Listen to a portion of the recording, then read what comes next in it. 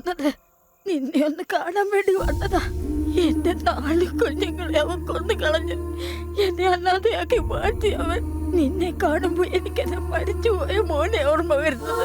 എന്റെ പൊന്നു മോനെ, നീ ഇവിടെ വിട്ടു പോവല്ലേ. നീ ഞങ്ങളുടെ കൂടെ ഇവിടെ തന്നെ വേണം. വാടാ വാടാ. എവിടേക്കാ പോകുന്ന മോനെ?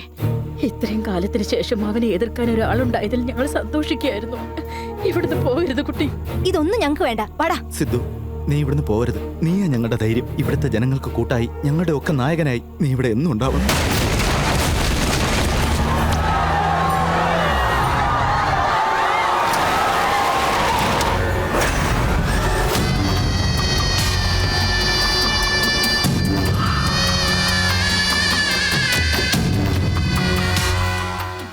എന്റെ അനിയനെ കൊലപ്പെടുത്തിയിട്ട് ആരുടെയും കണ്ണിൽ പെടാതെ രക്ഷപ്പെടാമെന്ന് നീ കരുതിയല്ലേ?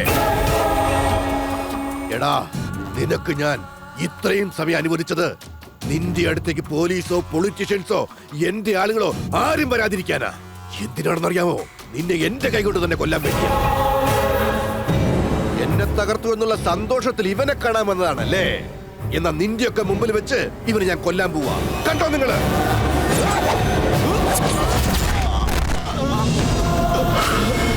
ചേച്ചിയും കൂട്ടി ദൂരേക്ക് എവിടേക്കെങ്കിലും പൊയ്ക്കോ. ഞങ്ങൾക്കൊന്നും സംഭവിക്കില്ല. വേഗം പൊയ്ക്കോ.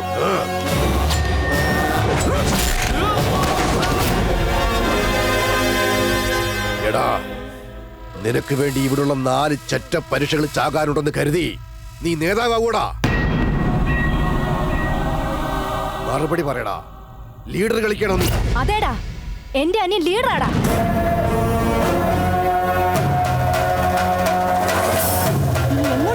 സിദ്ധു, നീ ഞങ്ങളുടെ ഒപ്പം ഉണ്ടാവണമെന്ന് ഞാൻ കരുതി. പക്ഷെ നീ ഇപ്പൊ വേണ്ടത് ഞങ്ങളുടെ കൂടെയല്ലടാ, ഈ ജനങ്ങളുടെ കൂടെയാ. ഇത്രയും കാലം ഇവൻ ഈ ജനങ്ങളെ ഭയപ്പെടുത്തിയില്ലേ? ഇനിയുള്ള കാലം എന്റെ സിദ്ധുവിന്റെ പേര് കേട്ട് നീ പേടിച്ചു വിറക്കേണ്ടി വരുമടാ. തട്ടിക്കളയവളെ.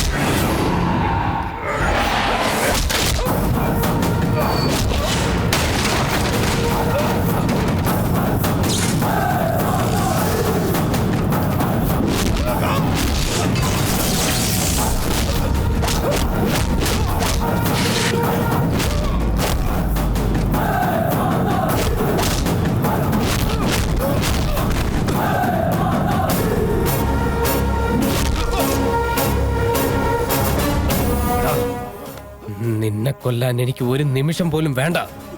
നിന്റെ സാമ്രാജ്യം തകരുന്നത് നീ നേരിട്ട് കാണണം. നിന്റെ തോൽവി നിന്റെ കാതുകളിൽ കേൾക്കണം.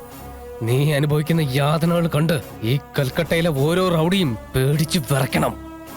ഇനിയുള്ള കാലം നിനക്ക് ജീവിക്കണമെങ്കിലോ മരിക്കണമെങ്കിലോ എന്റെ പെർമിഷൻ വേണം. നായക്, സിദ്ധാർത്ഥ് നായക്. സഹിക്കുന്നതിന്റെ മാക്സിമം. പെണ്ണിന് ഇത്ര അഹങ്കാരം പാടില്ല.